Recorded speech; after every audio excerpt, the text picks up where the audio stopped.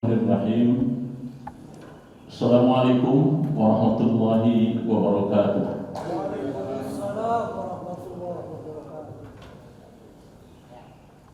Innal hamdalillah nahmaduhu wa nasta'inuhu wa nastaghfiruh wa na'udzu billahi min shururi anfusina wa min sayyiati a'malina. May yahdihillahu fala mudilla lahu wa may yudlil fala hadiya lahu. Asyhadu an la ilaha illallah wahdahu la syarika lah wa asyhadu anna sayyidana wa nabiyyana Muhammadan abduhu wa rasuluh alladzi la nabiyya wa la rasula ba'da. Amma ba'du, fa ya ibadallah, usi nafsi wa iyyakum bittaqwallah faqad fazal muttaqun wa la tamutunna illa wa antum muslimun.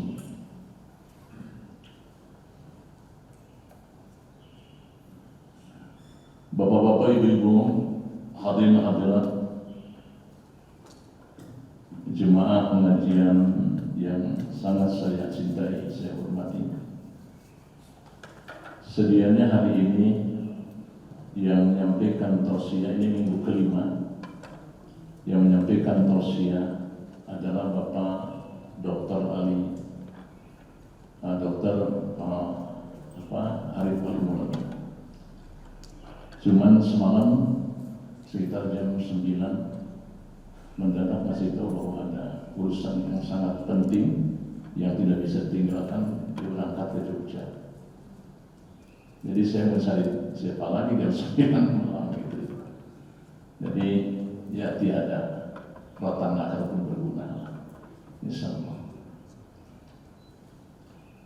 Mudah-mudahan setiap langkah yang Bapak Ibu ajurkan ke sini menjadi kifarat terhadap dosa-dosa yang kita lakukan.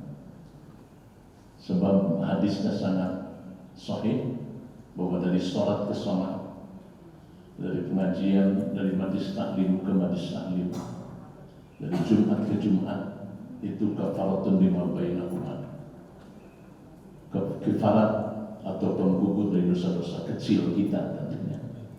Tetapi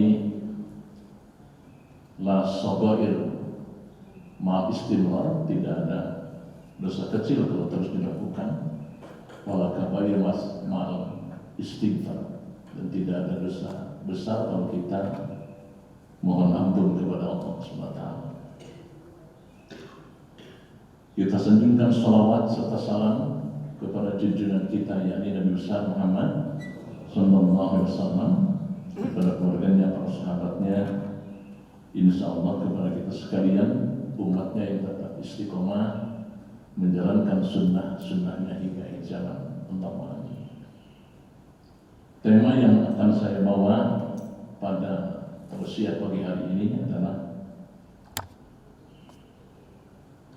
khusyuk di dalam sholat akan meraih 5 keistimewaan dari Allah. Sekali lagi, khusyuk dalam sholat wajib tentunya akan meraih 5 keistimewaan dari Allah. Sebetulnya ini kaji kita yang ketiga, kalau saya mengulang kaji yang sudah lalu. Bapak-bapak, ibu-ibu, apakah itu khusyuk? Barangkali ada yang tahu khusyuk apa?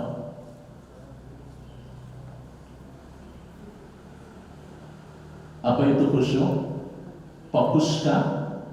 Sungguh-sungguh? Konsentrasi? Itu yang disebut khusyuk. Kita selama ini sering keliru dalam memahami sesuatu. Khusyuk dalam sholat itu bukan fokus, bukan konsentrasi, bukan pula serius. Kalau khusyuk diartikan konsentrasi, pasti tidak ada yang bisa khusyuk. Tidak akan ada yang bisa khusyuk. Bahkan Rasulullah SAW sendiri ketika sedang sujud, naik cucunya Hasan dan Husain, Rasulullah memberikan luang, Rasulullah memberikan tempat kepada cucunya untuk main di atas pundaknya. digendong gitu. Berarti saat itu Rasulullah sedang tidak khusyuk dong.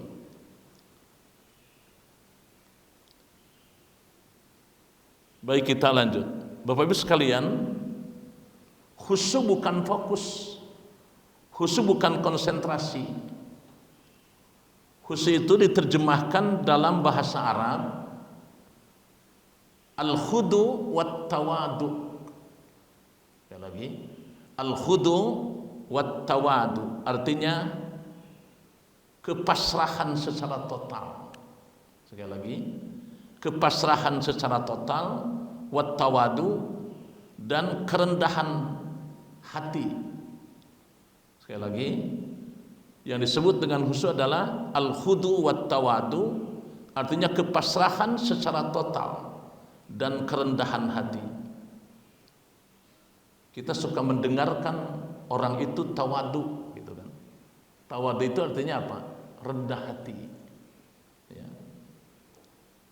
Jadi khusyuk itu adalah kepasrahan jiwa dan raga kita kepada Allah secara total, yang disertai dengan sifat kerendahan hati, tawadu. Bagaimana dalam hal praktiknya, Bapak Ibu sekalian? Dalam hal prakteknya adalah khusyuk dibagi 3 bagian. Yang pertama, khusyuk sebelum sholat. Jadi fase pertama adalah sebelum sholat, saat kita akan sholat. Kemudian yang kedua, khusyuk saat sholat. Dan yang ketiga, khusyuk setelah sholat. Kan selama ini kan kita beranggapan bahwa khusyuk itu ketika sedang sholat saja. Padahal sebetulnya fase khusyuk itu ada 3. Satu, khusyuk ketika sebelum sholat, ketika akan sholat. Yang kedua, khusyuk ketika sedang sholat. Dan yang ketiga, khusyuk setelah sholat. Jadi kepasrahan jiwa raga secara total yang disertai dengan kerendahan hati ditunjukkan dengan 3 fase tadi. Fase pertama ketika akan sholat, persiapan. Kemudian fase kedua ketika sedang sholat. Dan yang ketiga ketika sesudah sholat. Mari kita fokus pada yang 3 ini dulu. Karena ternyata kita ini tidak memperhitungkan itu gitu. Padahal Allah nyatakan di nas-nas Al-Quran dan hadis Nabi SAW menunjukkan kepada kita ternyata proses khusyuk itu dimulai sejak saat akan sholat. Bisa dilihat di Quran surat 2 ayat 45. A'udzubillahi minasyaitonirrajim, wasta'inu bis-sabri was-shalah. Jika punya masalah, maka minta tolonglah kepada Allah dengan cara sabar dan sholat. Di sini domirnya, kalimat domirnya itu ada ha. Ha itu menunjukkan kepada muannas ghaib, artinya menunjukkan kepada tanda ha di sini menunjukkan kepada perempuan. Nah, sementara kalimat as-sholat itu disebut muannas karena ada kata-kata, ada kalimat, ada huruf tak marbutah. Jadi haknya kembali kepada sholat, bukan kepada sabar. Sabar juga berat, sabar juga sama. Tetapi tidak kepada sabar, tapi kepada sholat. Wa innaha, sesungguhnya sholat itu. Padahal 2 kan? Sabar sama sholat. Wasta'inu bis-sabri was-sholat. Mintalah kepada Allah dengan cara sabar dan sholat. Tapi sabar ditunda dulu pembahasannya. Kenapa? Berarti sholat lebih berat daripada sabar. Wa innaha, sesungguhnya sholat itu lakabiratun, sangat berat. Illa alal khasyi'in, kecuali bagi orang-orang yang khusyuk. Siapa yang akan bisa khusyuk itu? Alladzina yadunnuna annakum mulaqu rabbihim, yaitu orang-orang yang meyakini benar bahwa dia akan segera berjumpa dengan Tuhannya. Gitu ya. Sekali lagi, alladzina yadunnuna annakum mulaqu rabbihim, yaitu orang-orang yang sebelum sholat, bukan saat sholat, sebelum sholat dia sudah meyakini bahwa dirinya akan berjumpa dengan Allah. Masa muslimin, andakumulaku, dia akan bertemu menghadap kepada Tuhannya. Jadi ciri pertama orang yang khusyuk itu sebelum sholat ia punya rasa sudah yakin sekali bahwa dia akan memenuhi undangan Allah. Bukan hanya di akhirat nanti, ya, itu pasti orang yang benar sholatnya pasti akan ketemu dengan Allah di mahkamah ilahi nanti. Tapi yang paling utama di sini adalah meyakini benar bahwa sholat itu adalah dialog dengan Allah, berinteraksi dengan Allah. Nah, apa itu arti azan, Pak? Azan itu apa? Artinya dari kata udhun. Udhun itu adalah telinga gitu. Adzan itu. Tapi secara fikhiyah adalah panggilan Allah untuk menghadap kepadanya. Ya. Nah, orang yang khusyuk itu saat dia akan sholat ditunaikan, saat adzan didengungkan, dia sudah merasa bahwa dia sementara dia akan berjumpa dengan Allah. Artinya begini, ketika seseorang akan melakukan sholat, maka alladzina yadunnuna annakum mulaqu rabbihim, dia yakin benar akan berjumpa dengan Allah. Artinya apa? Satu, keilmuannya secara akidah dia harus betul-betul mantap. Sebab alladzina yadunnuna annakum mulaqu rabbihim, yaitu orang-orang yang meyakini benar bahwa dirinya akan berjumpa dengan Allah, itu tauhidnya luar biasa di dalam hati ini. Kemudian yang kedua, khusyuk yang kedua secara syariat, apakah tata cara toharohnya sudah sesuai dengan tuntunan Quran dan Sunnah? Apakah tata cara toharohnya sudah sesuai dengan tuntunan Quran dan Sunnah? Kalau dua ini, ilmu tauhid dan ilmu fikihnya belum betul-betul dipahami dengan benar, berarti belum khusyuk. Belum khusyuk dia memasuki sholat. Begitu. Contohnya, sekarang saya kasih contoh ya. Kalau sekiranya nanti Pak Semantri jam 10 diundang presiden gitu. Umpamanya diundang presiden. Kira-kira persiapan Pak Sumantri akan begini saja? Ya tidaklah pakai setelan jas gitu. Bahkan wajib pakai itu ya. Sepatu yang mengkilap, bahkan pakai minyak wangi yang 5 meter sudah tercium wanginya itu. Iya. Karena akan menghadap siapa? Presiden gitu. Sambil bawa proposal. Bawa proposal, nggak tahu proposalnya diterima atau tidak gitu ya. Ganti, semuanya diganti, memakai pakaian yang terindah. Kemudian diundang itu akan diberikan anugerah apa gitu. Yang belum tentu bisa semuanya kebagian karena banyak banget yang bawa proposal itu. Kita diundang oleh Allah 5 kali sehari dan seluruh hajatnya kalau benar permintaannya itu dikabulkan oleh Allah semua. Tapi masya Allah, ini ada sindiran dari Allah. Ya bani Adama, khudu zinatakum inda kulli masjid. Wahai anak Adam, kalau kamu ke masjid pakai pakaian yang pantas gitu. Diundang presiden saja begitu hebatnya persiapannya. Apalagi diundang Allah SWT, dan undangan itu akan mengabulkan setiap permintaan. Kenapa sampai sini? Sampai sekarang ini ada permintaan yang dikabulkan. Mungkin salah cara menyikapi, bukan mungkin, pasti ada kesalahan cara menyikapi undangan dari Allah itu. Cara memenuhi undangannya, tata caranya mungkin banyak yang salah. Maka Rasul mengatakan, "Shallu kama ra'aitumuni usalli," salatlah kalian sebagaimana kalian lihat aku salat. Bapak-bapak, ibu-ibu, hadirin, ini bagaimana salat bisa diterima, bagaimana akan timbul khusyuk salat? Ya, dohiriyahnya saja begitu. Pakaian olahraga dipakai sholat. Ya. Kadang-kadang kaos oblong, kadang-kadang ada tulisan di depan soleh, di belakang ayu sing ting. Mereka juga bingung lihat. Gitu. Subhanallah, sehari minimal diundang 5 kali. Ada enggak bupati atau presiden yang undang kita sehari 5 kali? Tidak ada. Allah yang mengundang kita. Maka ya bani Adam, wahai anak Adam, khudu zinatakum inda kulli masjid. Pakai pakaian kamu jika kamu mau sholat yang terindah, yang terbaik. Muslimin, jadi orang khusyuk itu dari pakaiannya sudah kelihatan.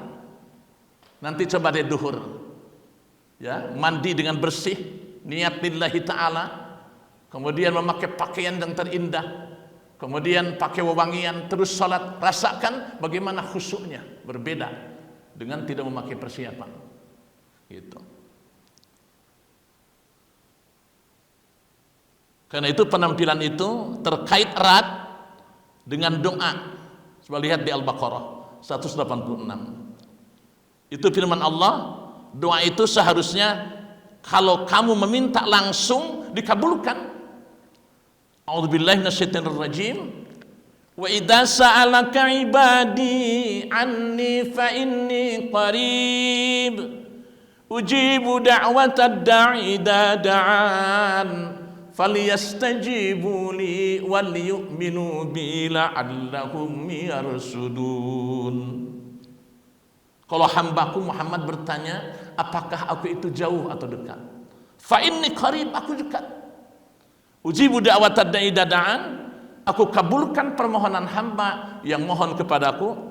Tapi falyastajibuli, coba introspeksi diri hamba, apakah sudah benar melakukan kewajiban kepadaku.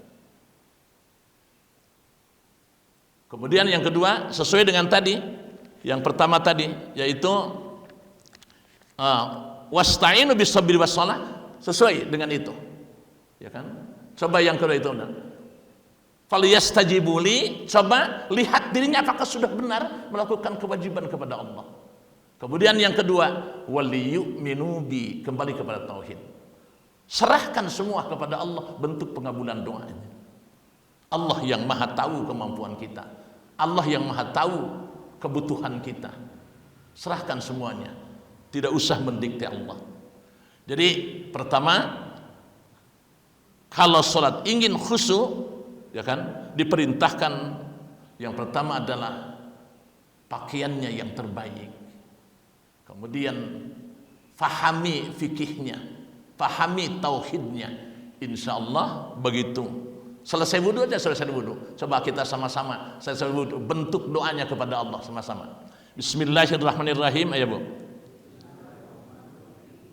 Asyhadu an la ilaha illallah wahdahu la syarikalah wa asyhadu anna Muhammadan abduhu wa rasuluh. Itu baiatnya, itu sumpah setianya pada Allah. Jadi ketika sedang berdoa itu harus connect antara ini hati, otak sama mulutnya. Nggak bakal ketemu rasa mau sholat itu nggak bakal kalau sejak wudunya tidak benar gitu. Coba ini kan lihat di ayat akhirnya, lihat aja surat Al-Maidah ayat 6. Ya ayyuhalladzina amanu idza kumtum ilas sholat, wahai orang beriman, jika kalian hendak mendirikan sholat, maka idza kumtum ilas sholat, apabila kalian hendak mendirikan sholat, maka basuhlah mukamu. Kemudian basuh kedua tanganmu, awas bukan dari sini, tapi dari ujung ini ke sini, meskipun di keran. Ya. Fagsilu wujuhakum wa aydiyakum ilal marafiq, dari sini ke sini. Jadi bukan begini. Ya. Tapi wa aydiyakum ilal marafiq, dari ujung jari ini ke marafiq, ke siku, ke sini. Selama ini apakah begini? Selama ini begini ya? Enggak, begini. meskipun di iklan. Ya, alhamdulillah kalau sudah begitu. Kemudian bagaimana doanya? Sehabis sudah itu sama-sama Allahumma ja'alni, ayo. Terus apa jalin-jalin doang? Ayo sama-sama Allahumma ja'alni, ayo, minat tawwabina waj'alni minal mutatahhirin waj'alni min ibadikas sholihin. Kan gitu doanya, ya Allah, jadikan aku ini hambamu yang suka bersuci, baik dari kotoran zahir maupun kotoran batin, dan jadikan hambamu ini orang yang suka bertaubat, dan golongkan hambamu ini ke dalam golongan orang-orang yang soleh. Begitu melangkah ke tempat sholat itu, nangis sedang sholatnya juga. Kan banyak kejadian terjadi di sini sama Pak Romlan. Jadi, Allahu Akbar. Pak Abdul Qadir Rahman kan, walladzina idza tarawih rakaat kedua, coba. Walladzina idza fa'alu, kata jemaah, subhanallah imam belum Fatihah gitu. Di hatinya itu. Di hati Pak Abdul Qadir, apa yang lupa saya ini? Padahal la sholata liman lam yaqra bi batil kitab, tidak sah salat kalau enggak baca Fatihah. Walladzina idza fa'alu, subhanallah, makmum. Itu Pak Haji Romlan dari belakang, Fatihah kata. Coba Pak Abdul Qadir batal enggak? Pak Abdul Qadir batal enggak? Yang batal dia tuh. Fatihah gitu. Ada kejadian ke saya kejadian. Padahal itu cuma sunnah ya. Idul Adha rakaat kedua takbir lupa saya. Bismillahirrahmanirrahim. Subhanallah kata imam, belum takbir. Kan 5 kali kan? Udah 3 kali takbir masih juga belum, nggak bisa, nggak ingat. Itu paling belakang takbir.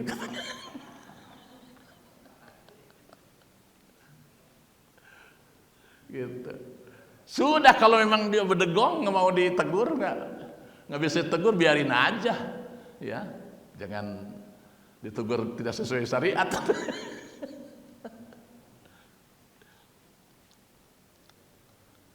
Kemudian yang kedua, supaya timbul khusyuk itu diminta sempurnakan wudu.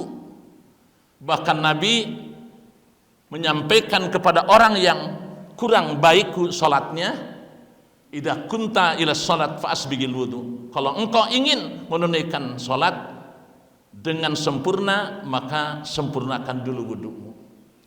Kan gini kisahnya. Seorang laki-laki ja'a rajulun ila Nabi SAW, datang seorang laki-laki masuk ke Masjid Nabawi. Fasalla bi janbin Nabi, kemudian dia salat di samping Nabi, ya. Di samping Nabi. Falamma sallama yaminan nasimalan, tatkala selesai dia salam ke kanan ke kiri.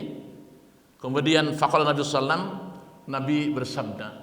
Nabi tidak jeda dulu saking pentingnya, langsung menghadap orang itu. Shalli fa innaka lam tusalli. Salat lagi kamu tidak salat. Maka fa'ada salatahu, laki-laki itu mengulang salatnya sampai 3 kali mengulang.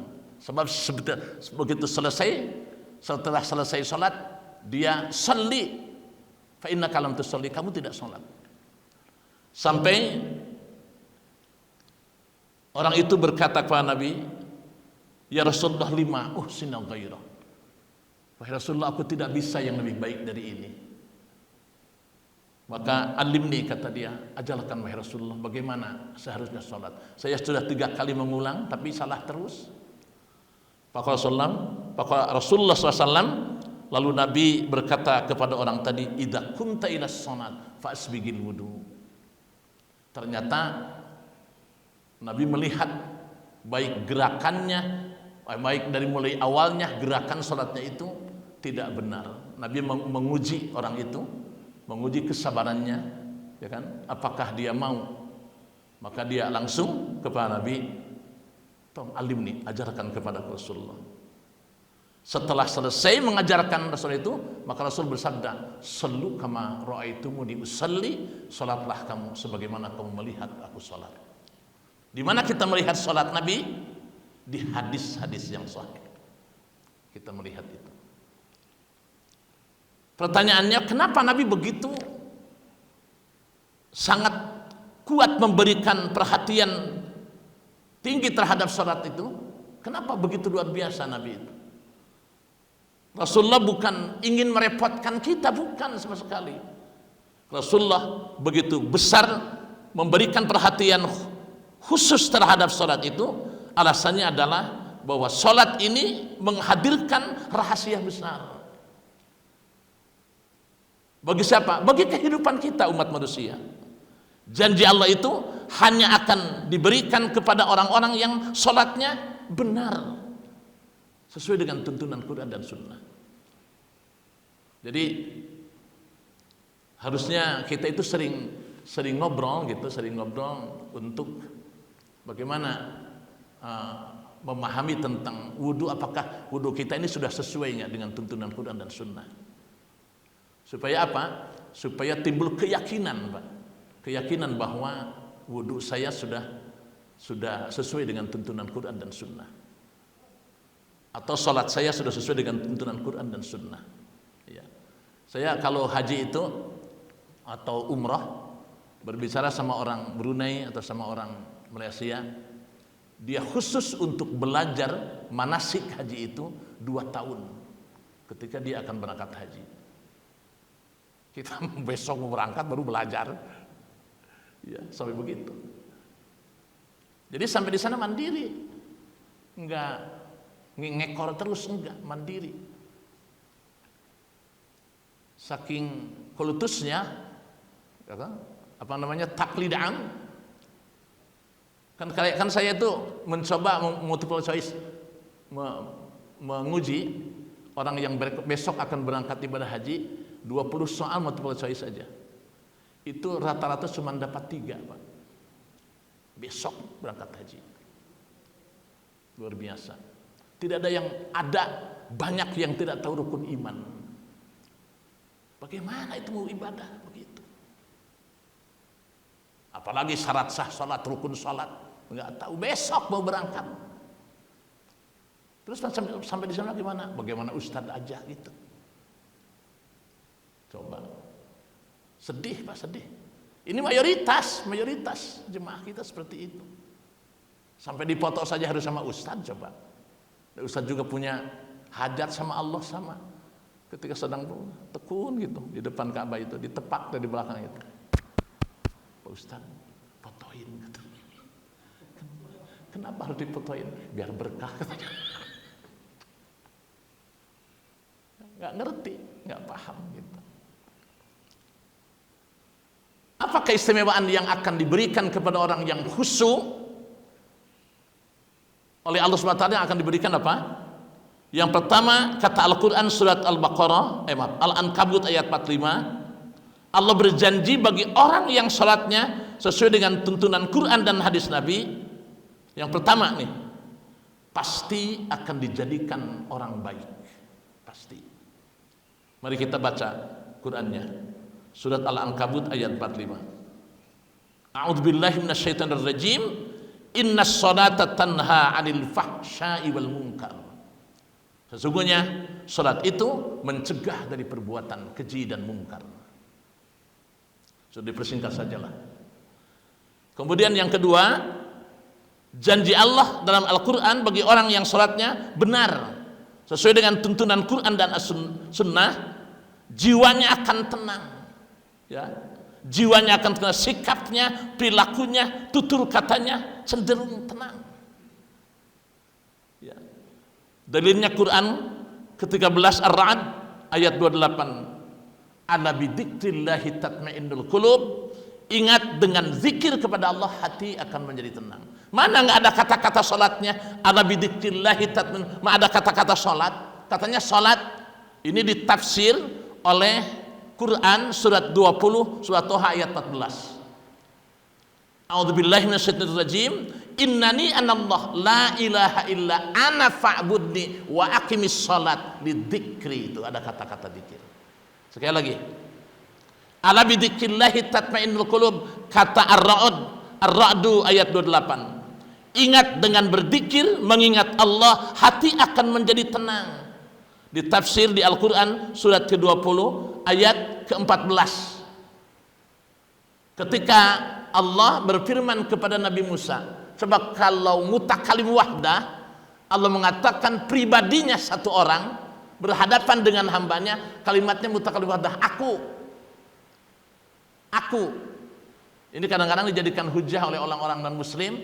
Tuh, kami di dalam Al-Quran juga Tuhannya banyak gitu kan. Kalau sendiri ketika berhadapan dengan hambanya, satu orang, Nabi Musa dengan Allah, maka kata-katanya innani ya Musa, aku ini Allah. Tapi ketika dimenurunkan Al-Quran karena melibatkan makhluknya, inna nahnu nazzalna dzikra wa inna lahu lahafidun. Kami yang menurunkan ad-dzikra Al-Quran, wa inna lahu lahafidun, dan kami yang akan memeliharanya. Kami katanya. Kenapa? Sebab melibatkan makhluknya, seluruh makhluk terlibat di dalamnya. Malaikat Jibril, alam semesta, Nabi Muhammad, sekretaris wahyu, para hafidh-hafidhah, semuanya terlibat. Tapi kalau aku, coba lihat ketika berhadapan dengan Nabi Musa langsung, innani anallah, Musa, aku ini Allah, la ilaha illa ana, tidak Tuhan selain aku, fa'budni, maka sembahlah aku. Tuh ada wa aqimis salat, dirikan salat lidzikri, untuk mengingat aku. Ala bidzikrillah, ingat dengan mengingat Allah, hati akan menjadi tenang. Kemudian diungkap lagi dalam surat Al-Ma'arij surat ke-70 ayat 19 sampai dengan 21. Coba lihat kalimatnya. Innal insana khuliqa halu'a. Sesungguhnya manusia tercipta sering gelisah, sering keluh kesah. Idza masahu syarru jazua, kalau ditimpa kesulitan dia keluh kesah, mengadu sana, mengadu ke sini. Beda ya dengan para nabi, pada hadiah seorang nabi Allah, nggak pernah mengeluh. Nabi Ayub dikasih ujian berapa? 7 tahun. Sakit seluruh badannya. Kalau sekarang mungkin kanker, mungkin apa ya. Suka ada yang Israiliyat, katanya sampai busuk badannya itu. Nggak ada seperti itu, enggak. Ya, di dalam kisah Nabi Ayub itu pokoknya sakit seluruh badan. Kemudian putranya 12 meninggal semua sehari. Harta kekayaannya habis semua. Ketika istrinya berkata, wahai Nabiullah, engkau kan Nabi minta sama Allah disembuhkan. Apa kata Nabi Ayub? Nikmat yang aku terima dari Allah itu lebih daripada 30 tahun. Nah sekarang baru aja 7 tahun dikasih oleh Allah penyakit seperti ini, masa aku harus mengeluh? Nanti kalau sudah seimbang antara nikmatku dan ujian dari Allah ini, baru aku akan meminta kepada Allah. Maka Nabi Ayub doanya itu apa? Bukan secara eksplisit, ya Allah sembuhkan, bukan seluruh nabi begitu, tidak. Coba perhatikan doanya itu. Rabbi inni massanniyad durru wa anta arhamur rahimin. Ya Rabb, engkau maha tahu aku dalam penderitaan yang seperti ini, sedangkan engkau maha rahman, maha rahim. Mana permintaan secara eksplisitnya? Tidak ada. Sembuhkan ya Allah, tolong, enggak, tidak. Tapi memuji Allah dan mengungkapkan perasaan dia kepada Allah. Coba lihat Nabi Yunus ketika masuk di dalam perut ikan, apa doanya itu? Sama-sama, la ilaha illa anta, sama-sama, la ilaha illa anta subhanaka inni kuntu minadz zalimin. Mana permintaannya? Gak ada. Yang pertama tauhid, la ilaha illa anta, tiada Tuhan selain engkau, subhanaka, tasbih. Yang kedua, maha suci engkau. Kemudian yang ketiga apa?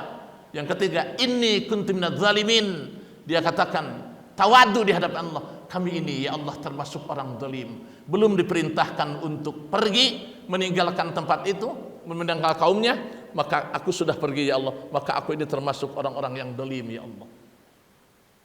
Gitu. Nah, jadi manusia tercipta dalam keadaan keluh kesah. Kemudian wa idza fasahul khairu manua, tapi kalau diberi kebaikan dia pelitnya luar biasa. Siapa yang tidak akan begitu? Tidak akan keluh kesah, tidak akan pelit. Siapa?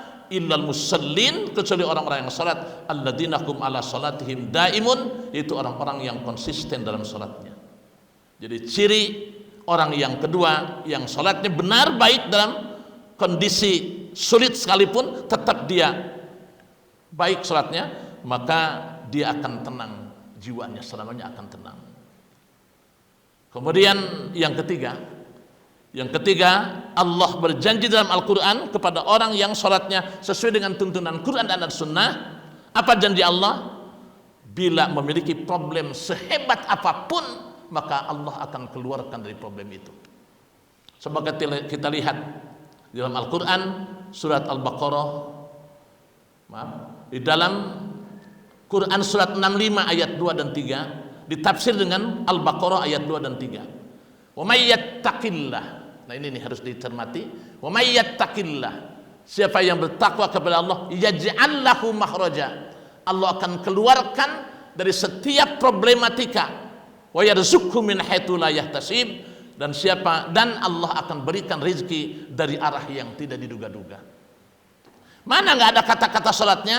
Coba lihat di Al-Baqarah ayat 2 dan 3. Dzalikal kitabu la raiba fi hudan lil muttaqin. Kitab Al-Quran ini tidak ada keraguan, benar isinya semuanya, petunjuk bagi orang yang takwa. Nah ini, siapa yang takwa itu? Kan di surat ke-70 ayat, di surat 65 ayat 2 dan 3 tidak ada kata-kata takwa, tidak ada kata-kata salat, yang ada kata-kata takwa. Bagi orang yang takwa itu akan dikeluarkan dari problematika hidup dan diberi rezeki dari arah yang tidak diduga-duga. Maka ditafsir oleh Al-Baqarah ayat 2 dan 3, kitab Al-Quran ini tidak ada keraguan, benar isi semuanya, petunjuk bagi orang yang takwa. Siapa yang takwa itu? Alladzina yu'minuna bil ghaibi, yaitu orang-orang yang percaya kepada yang gaib, wa yuqimunas shalat, dan mendirikan salat. Tuh. Kemudian yang keempat, orang yang salatnya ditunaikan sesuai dengan tuntunan Quran dan Sunnah. Maka hadis Nabi memberikan isyarat, janji Allah yang diisyaratkan dalam Al-Quran, bila berdoa dalam sholatnya pun belum selesai sholat, sudah dikabulkan oleh Allah doanya. Coba kalau saya tanya, ini ada seorang ibu usianya sudah 80 tahun, udah diponis mandul, udah menopause, suaminya 95 tahun, belum juga dikaruniai anak, dia ingin punya anak. Maka kira-kira bisa punya anak menurut manusia? Tidak kan? Tidak akan punya anak, mustahil malahan menurut hitungan manusia. Tapi tidak ada yang mustahil dalam Allah. Hunalika da'a Zakaria rabbah. Ini Nabi Zakaria yang dititipin Siti Maryam, melihat Siti Maryam di mihrabnya itu, di tempat yang tidak ada yang tahu kecuali Nabi Zakaria kan, yang dititipkan oleh Imran, oleh ayahnya di Baitul Maqdis. Begitu melihat kok banyak makanan, padahal mustahil ada makanan, sebab Nabi Zakaria tidak ngirim makanan. Kemudian ketika ditanya, ini dari mana? Kata Siti Maryam, hada min indillah, ini dari sisi Allah. Yarzuqu may yasha bighairi hisab, Allah memberi rezeki dengan tanpa usaha. Nabi Zakaria jadi semakin semangat. Kalau Siti Maryam yang begitu dipingit, tidak ada yang tahu kok bisa dapat rezeki, masa aku juga yang ada, istri ada, ya, aku suaminya ada, masa Allah tidak kabulkan doaku?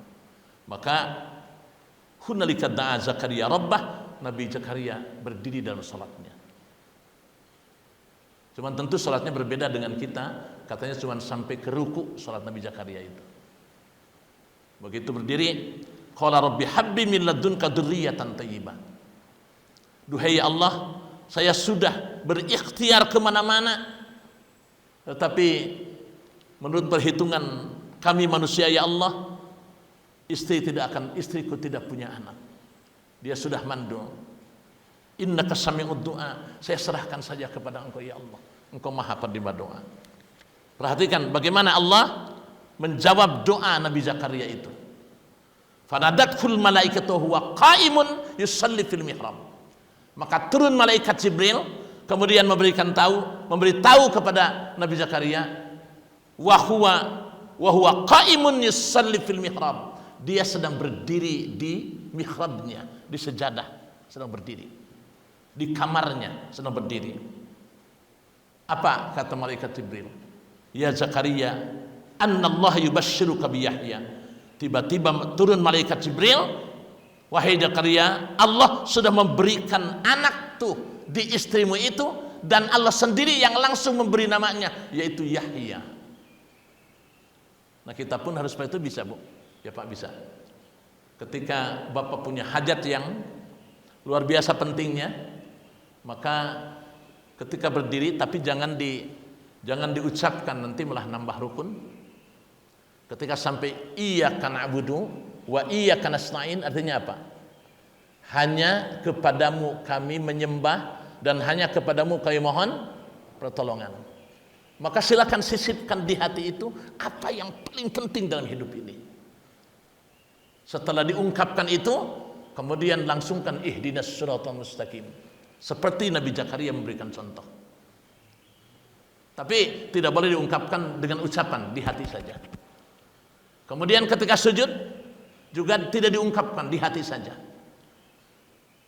Ini hadisnya, inna aqrabul abdillah fahuwa sajidun, sedekat-dekat hamba kepada Allah ketika sedang sujud. Fa'aktsaru fihi du'a, maka perbanyak doa. Terutama di dalam sholat tahajud. Dalam sholat witir, dalam sholat tahajud, di sujud terakhir itu ungkapkan doa kepada Allah SWT. Bagian akhir yang kelima adalah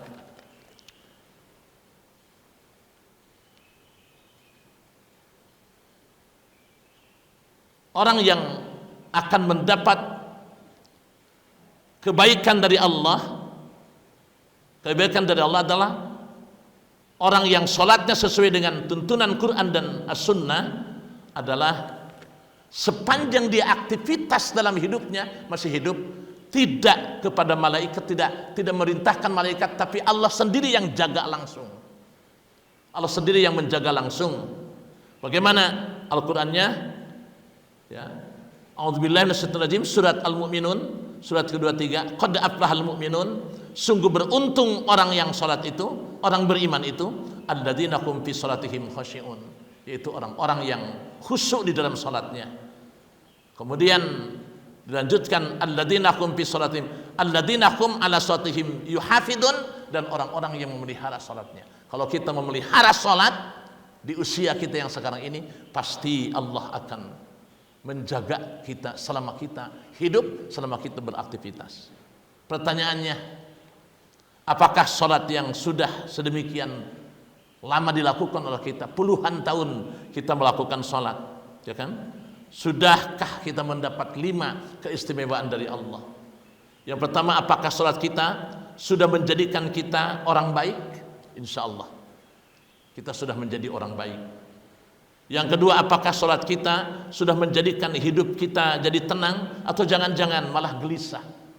Na'udzubillah min dzalik. Yang ketiga, apakah sholat kita sudah menjadikan manfaat dalam pekerjaan kita, selalu nyaman dalam kehidupan kita? Jangan-jangan sukses dalam pekerjaan, tapi kita tidak sukses di dalam keluarga. Yang keempat, apakah sholat kita dapat mempercepat doa kita terkabul oleh Allah, atau sampai saat ini ada doa yang belum terkabul? Kemudian yang kelima, apakah sholat kita telah membebaskan kita dari kesulitan hidup dan rezeki kita telah melimpah, atau malah semakin kesini semakin susah rezeki itu? Kalau sholat kita sampai saat ini belum mendapatkan 5 hal kebahagiaan yang telah dijanjikan oleh Allah, berarti ada yang keliru dengan sholat kita itu. Karena itu Nabi SAW saking ingin umatnya mendapatkan 5 keistimewaan itu, beliau bersabda, "Shallu kama ra'aitumuni usolli." Salatlah kalian sebagaimana kalian melihat aku salat. Maksud hadis ini adalah bukan Nabi ingin membebankan umatnya, tetapi Nabi mempunyai keinginan bahwa setiap umat Islam harus mendapatkan 5 keistimewaan dari Allah Subhanahu wa taala. Demikian Bapak-bapak, Ibu-ibu yang bisa saya sampaikan. Mudah-mudahan meskipun sedikit ada manfaatnya untuk kita semua. Semoga Allah memberikan kekuatan istiqomah dalam beribadah kepada Allah Subhanahu wa taala. Al-Fatihah. A'udzubillahi minasyaitonir rajim. Bismillahirrahmanirrahim. Alhamdulillahirabbil alamin arrahmanir rahim maliki yaumiddin. Iyyaka na'budu wa iyyaka nasta'in ihdinas siratal mustaqim siratal ladzina an'amta 'alaihim ghairil maghdubi 'alaihim waladdallin. Amin. Kalau ada pertanyaan silakan. Satu pertanyaan. Silakan. Bismillah. Waalaikumsalam warahmatullahi wabarakatuh. Jika khusyuk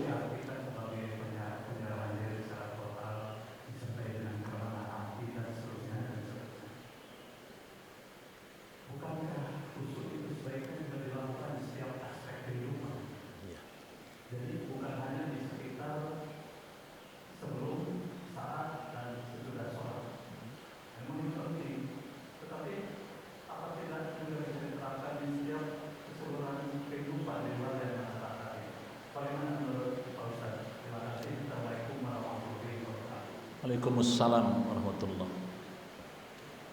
Pak Haji Maman yang saya muliakan, bagus sekali pertanyaannya. Benar, setiap aspek kehidupan harus khusyuk, ya. Sebab kalau seandainya tidak khusyuk, seperti khusyuknya sholat sama, ya. Bagaimana kita bergaul dengan tetangga, bagaimana kita berbisnis, bagaimana pokoknya seluruh aspek kehidupan itu harus dibawa, gitu kan? Dibawa seperti sholat tadi. Bagaimana aturan-aturan yang ditetapkan oleh Allah di dalam berbisnis, bagaimana aturan yang ditetapkan Allah dalam hubungan sosial lainnya. Ketika sebelum dia melangkah berhubungan sosial, ketika sedang melakukan hubungan sosial, dan sesudah melakukan hubungan sosial, semuanya sama, ya. Pokoknya dasari semuanya. Coba sekarang bergaul umpamanya dengan non muslim, bergaul dengan non muslim, maka ketika Nabi bergaul dengan non muslim, tidak ada masalah hubungan sosial itu, tidak ada masalah sama sekali, ya. Kemudian Nabi ketika sampai kepada akidah, ya kan, kepada akidah, kepada ideologi, Nabi sangat tegas. Muhammadur Rasulullah, Muhammad itu utusan Allah, walladzina ma'ahu, dan orang-orang yang bersama dengan Nabi, ya kan, asyidda'u 'alal kuffar, begitu tegas dalam urusan yang menyangkut akidah. Tegas, bukan galak, bukan arogan, tapi tegas. Nah, ketika sedang bergaul seperti itu. Kemudian aktualisasi setelah itu hubungan sosial lintas agama. Ketika ada yang sakit, Nabi nengok, ya. Ketika ada keperluan menghutang sesama Yahudi, Rasulullah melakukan itu. Jadi betul Pak Haji Maman bahwa sejak melangkah, sejak memulai pergaulan dengan siapapun, bahkan dengan alam semesta, bahkan dengan hewan, gitu kan, semuanya bagaimana kita melakukan khusyuk. Tapi khusyuk di sini tentu sesuai dengan tuntunan Al-Quran dan As-Sunnah. Betul, dalam setiap aspek kehidupan kita harus khusyuk, ya. Kedengaran?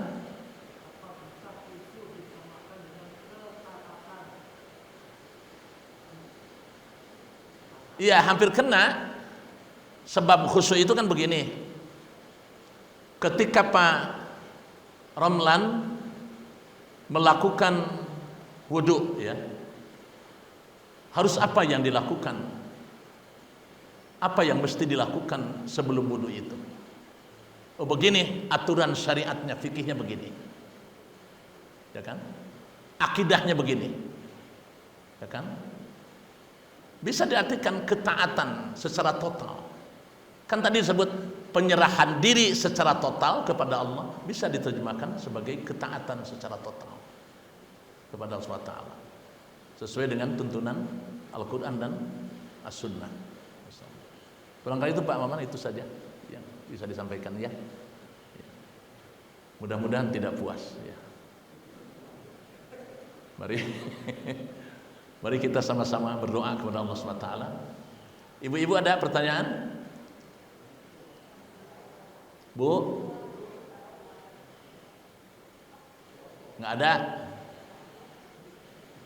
Ya sudah, kalau tidak ada kita pulang. Bismillahirrahmanirrahim, sama-sama. Subhanakallahumma wa bihamdika asyhadu an la ilaha illa anta astaghfiruka wa atubu ilaik. Alhamdulillah rabbil alamin. Assalamualaikum warahmatullahi wabarakatuh.